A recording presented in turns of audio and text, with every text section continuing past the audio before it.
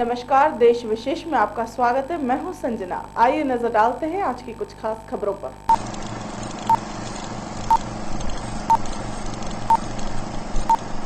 सियाचिन हिमनद के हिमस्खलन के बाद 25 फुट मोटी बर्फ की परत के नीचे दबा सेना का एक जवान आज चमत्कारी रूप से 6 दिनों बाद जिंदा मिला। उसकी हालत गंभीर बनी हुई है।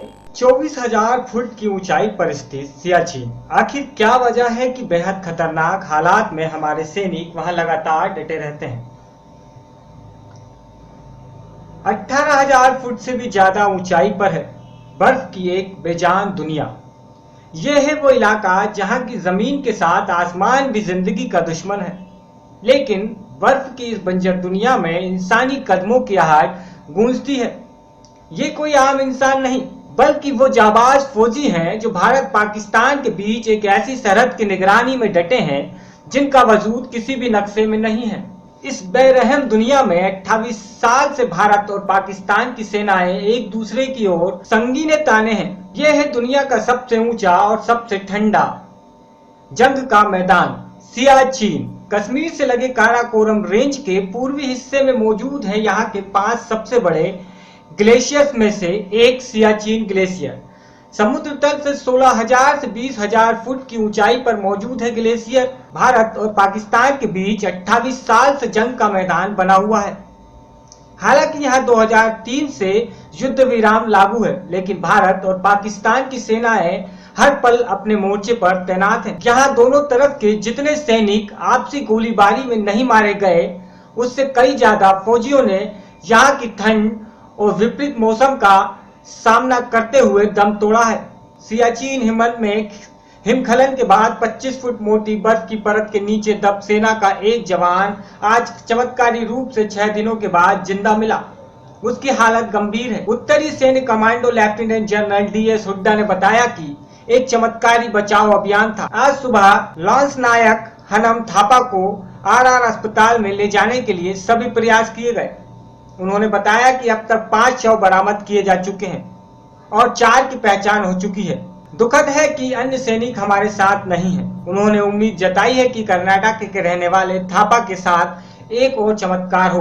पाकिस्तान से लगी नियंत्रण रेखा के करीब 19,000 फुट की ऊंचाई पर चौकी के हिमस्खलन की चपेट में आने से एक जूनियर कमांडेंट अधिकारी और मद्रास रेजिमेंट के अन्य 9 अधिकारी जिंदा दफन हो गए हैं। यहाँ पर तापमान 0 से 45 डिग्री सेल्सियस नीचे रहा है। Bureau report, Jammu. दिल्ली में मुख्यमंत्री की कुर्सी संभालने से पहले और संभालने के बाद केजरीवाल बार बार महिला सुरक्षा को लेकर बड़े बड़े वादे करते रहे हैं। बस में CCTV कैमरे से लगाने से लेकर मार्शल तैनात करने तक 15 लाख CCTV कैमरे लगाने का वादा किया था केजरीवाल ने। लेकिन एक साल में हुआ क्या? सिर्फ 200 DTC बसों में ही CCTV लग पाए हैं। दिल्ली के मुख्यमंत्री की कुर्सी संभालने से पहले और संभालने के बाद केजरीवाल बार बार महिला सुरक्षा को लेकर बड़े बड़े वादे करते रहे। बस में CCTV कैमरे लगवाने से लेकर मार्शल तैनात करने तक 15 लाख CCTV कैमरे लगाने का वादा किया था केजरीवाल ने। लेकिन एक साल में हुआ क्या? सिर्फ 200 DTC बसों में ही CCTV लग पाए हैं। आम आदमी पार्टी ने ऐलान किया है, आम आदमी पार्टी आएगी, महिलाओं को सुरक्षा देगी। कैसे महिलाओं को सुरक्षा देंगे? पूरी दिल्ली के अंदर चप्पे चप्पे पे CCTV कैमरा लगाएंगे। दिल्ली के अंदर 15 लाख कैमरे लगाए जाएंगे। हर गली हर मोहल्ले के अंदर कैमरे लगाए जाएंगे। केजरीवाल का ये वादा पूरा हुआ या नहीं, हमें दिल्ली के साकेत में रहने वाली ममता ने बताया। ममता के पिता नहीं है। घर का खर्चा चलाने के लिए वो रोज साकेत से दिल्ली के कनॉट प्लेस तक बस में सफर करती है। पिछले 3 साल से ममता कनॉट प्लेस के रेस्टोरेंट में नौकरी कर रही है। ड्यूटी खत्म होते होते अंधेरा हो जाता है और बस में सन्नाटा। लेकिन एक दिन भी ऐसा नहीं गुजरा जब ममता ने खुद को सुरक्षित महसूस किया हो। क्या आप सेफ फील करते हैं? बिल्कुल भी नहीं। अच्छा। क्योंकि इसमें जो है हर तरह के लोग चढ़ते हैं और ये इंडिया है, आप लोग को तो ये पता ही है जेंट्स की मेंटालिटी क्या होती है। केजरीवाल ने अपने घोषणा पत्र में पूरी दिल्ली में 15 लाख CCTV कैमरे लगाने का वादा किया था।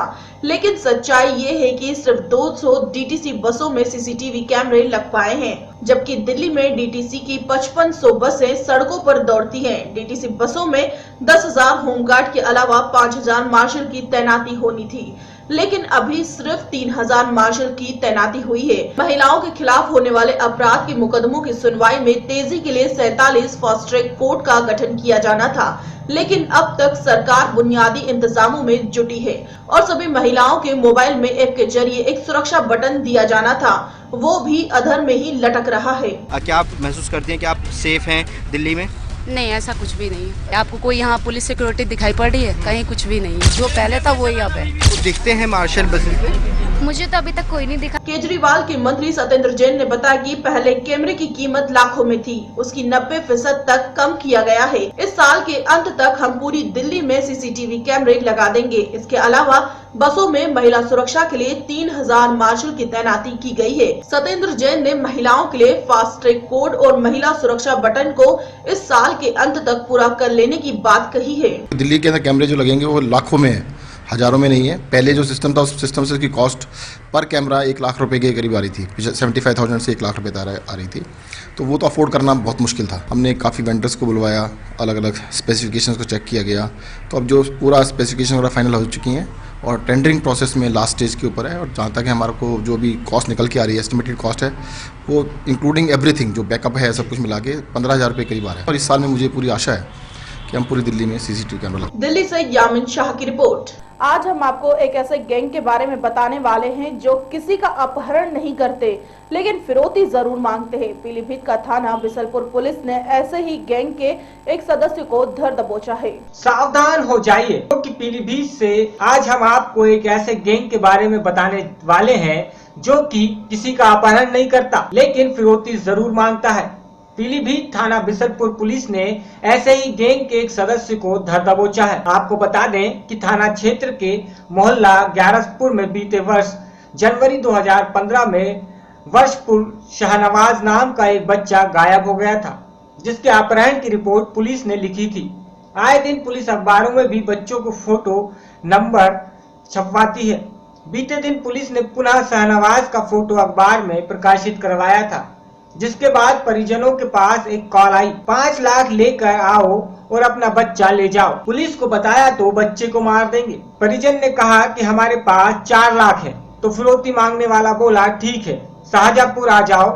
परिजनों ने इस बात को पुलिस को भी बताया। एसओ केपी यादव अपनी टीम के साथ शाहजहांपुर पहुंचे, जहां से उन्हें अरविंद को गिरफ्तार कर लिया। उसके 3 अन्य दोस्त फरार हो गए। पकड़े गए फर्जी अपहरणकर्ता ने बताया कि यह लोग ऐसे ही फोन करके लोगों से फिरौती मांगते हैं और ऐसी कई घटनाओं को अंजाम दे चुके हैं। बीते 2 फरवरी को बच्चों की गुमशुदगी की तस्वीर अखबार में प्रकाशित हुई थी, जिसे देखकर इन्होंने बच्चे के माँ बाप को फोन किया था।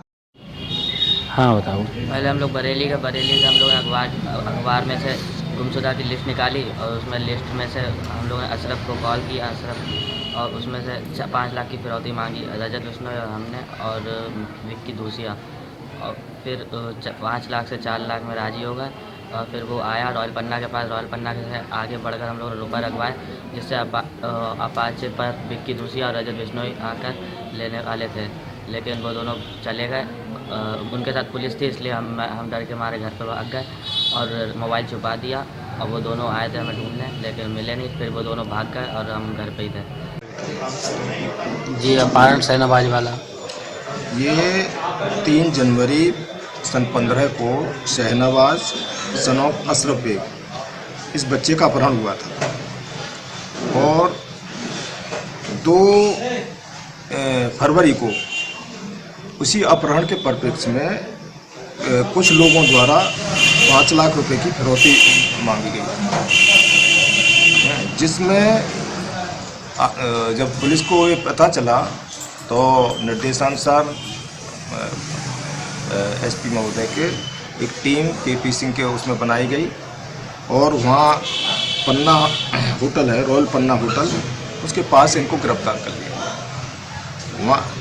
वहीं तय हुआ था कि भाई इस होटल में पैसा दिया जाएगा। उसमें ये अरविंद सोनकर तो पकड़ा गया, 2 इसके साथी विक्की घोसी और रजत बिश्नोई भाग गए हैं, और इन पे जो रंगदारी का जो है मुकदमा कार्रवाई की जाएगी। पीलीभीत से शरीफ परवेज की रिपोर्ट। पीलीभीत में अचानक क्राइम ग्राफ बढ़ गया है। यहाँ एक वहशी ने 6 साल की मासूम के साथ पहले तो दुराचार किया और बाद में उसकी गला दबाकर हत्या कर दी। घटना के बाद क्षेत्र में सनसनी फैल गई है। पीलीभीत में अचानक क्राइम ग्राफ बढ़ गया है। यहाँ के थाना सहराओं के गांव पिपरा मुजफ्ता में एक वहशी ने 6 साल की मासूम कक्षा 2 में पढ़ने वाली के साथ पहले तो दुराचार किया और बाद में उसकी गला दबाकर हत्या कर दी। घटना के बाद क्षेत्र में सनसनी फैल गई है। पुलिस भी इस वहशी कृत्य को करने वाले दरिंदे की जी जान से तलाश कर रही है। बीते दिन से ही मासूम घर से गायब थी। परिजन उसे ढूंढ रहे थे, लेकिन आज सुबह उसकी लाश गांव के ही एक खाली पड़े प्लॉट में मिली। पहले तो सब इसे हत्या मान रहे थे, लेकिन जब शव को पुलिस ने बारीकी से देखा तो उसके साथ बलात्कार की घटना भी प्रतीत हो रही थी। मौके पर पुलिस के आला अधिकारी भी जांच कर रहे हैं और फॉरेंसिक टीम व डॉग स्क्वाड भी पहुंचा था। पुलिस अपराधी को जल्द ही गिरफ्तार करने की बात कर रही है। पीड़ित मां ने बताया कि उसकी मासूम के साथ रेप के बाद हत्या हुई। पुलिस कप्तान का कहना है कि एक आरोपी राम सेवक के खिलाफ नामजद मुकदमा दर्ज कर लिखा है। शीघ्र ही पूरा वर्कआउट भी होगा, लेकिन रेप की पुष्टि पोस्टमार्टम के बाद ही की जा सकती है। डॉग स्पॉट के आधार पर आरोपी को पकड़कर पूछताछ कर रही है। क्या नाम है आपका? मीना। मीना जी, आपकी बच्ची के साथ क्या हुआ और आपकी बच्ची कल किस टाइम से गायब है? 5 बजे से 6 बजे ढूंढन निकले, पूरी रात ढूंढत चिल्लात घूम रहे, जहाँ कोई बैठा रहे वही बताई दे, नहीं कोई बता। फिर सुबह 6 बजे चिल्लाए ढूंढन लगे, नहीं बता। फिर झाड़ा लगाने चले गए, तब उधर से चिल्ला पोकन में ची कि राधा तुम्हारी जे यहाँ खड़ारम कोई डारी हो। उसके संग गंदे खून देखो जाए तो गंदे खून कपड़ा दे, फिर उसके संग कोई गंदे कार करेगे। आपकी बच्ची की कितनी उम्र होगी? 6 साल। कल किस टाइम से गायब है बच्ची आपकी? 5 बजे। आप कहाँ के निवासी हैं? कहाँ रहते हैं आप? पिपरा। पूरा क्या नाम है गांव का? गांव का पूरा नाम क्या है? पूरा गांव पिपरा। तहसील?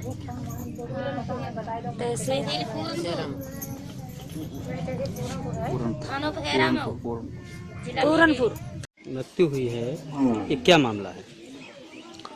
ये जिस गांव में खड़े हुए हैं हम लोग, यहाँ पर राधा नामक एक बच्ची थी, 5-6 साल मुश्किल उम्र रही होगी। बताया जा रहा है कल शाम को खाना खाने के बाद वो घर से बगल में पड़ोसी मतलब उसके परिवार के हैं, वो हाथ धोने गई हुई थी। उसके बाद घर लौट करके नहीं आई।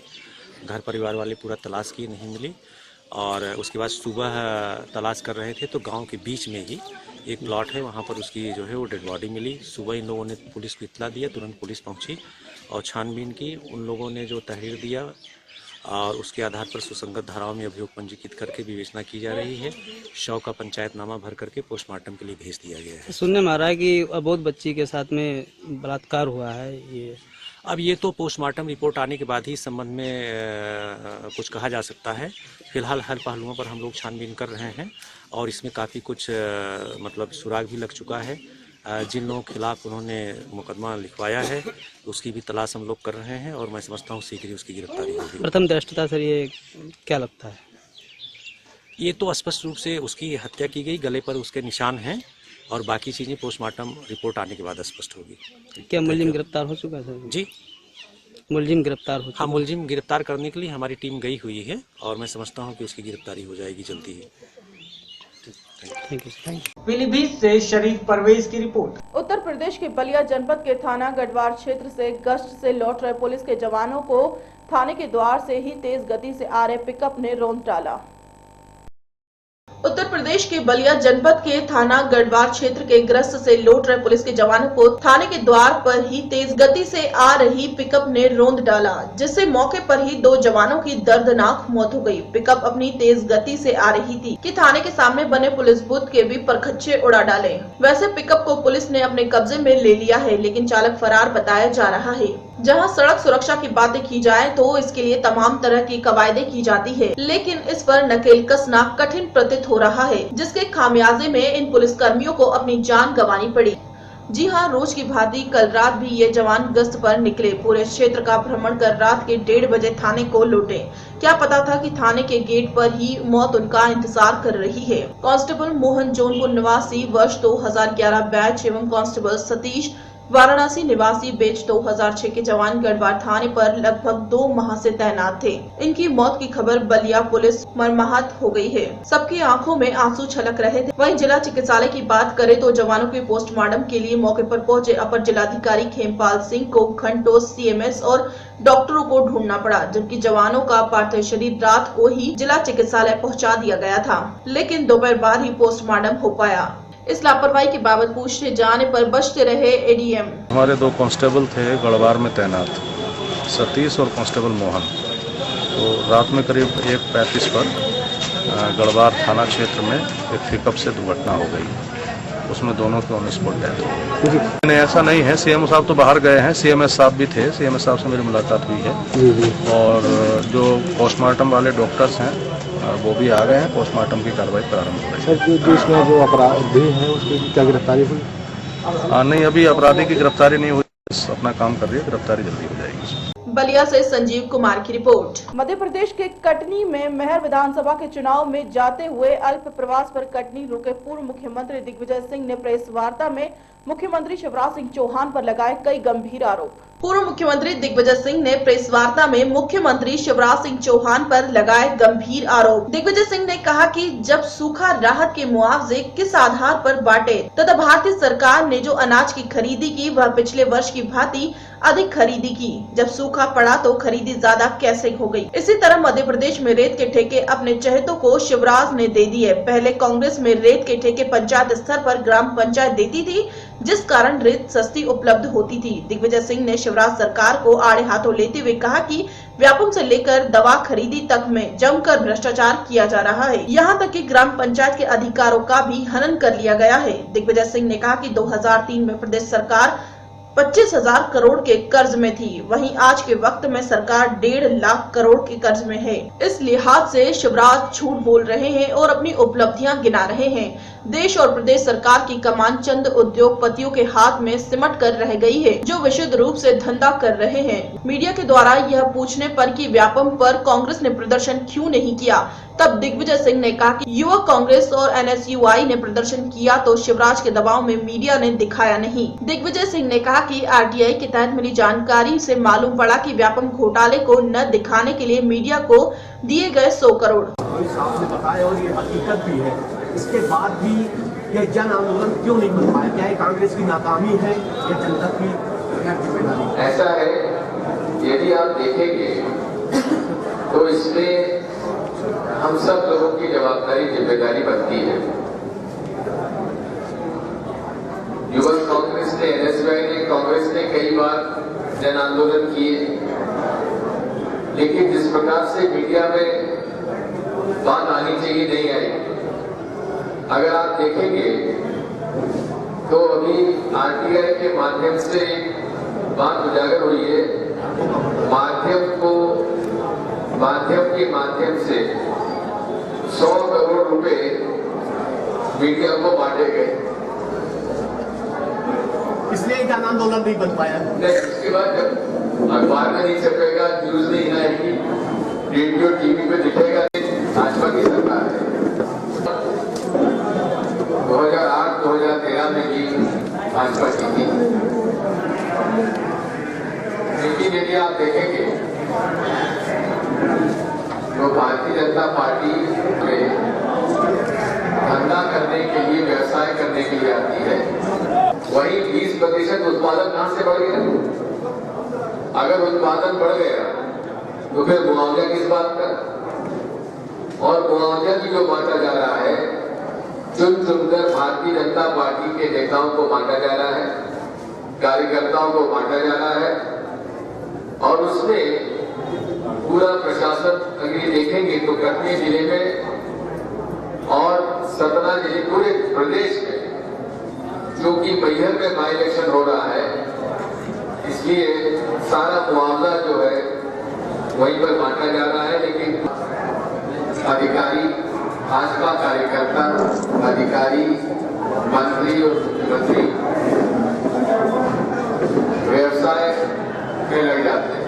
कटनी से यश खरे की रिपोर्ट। खबरों में फिलहाल इतना ही, मुझे दीजिए इजाजत, नमस्कार।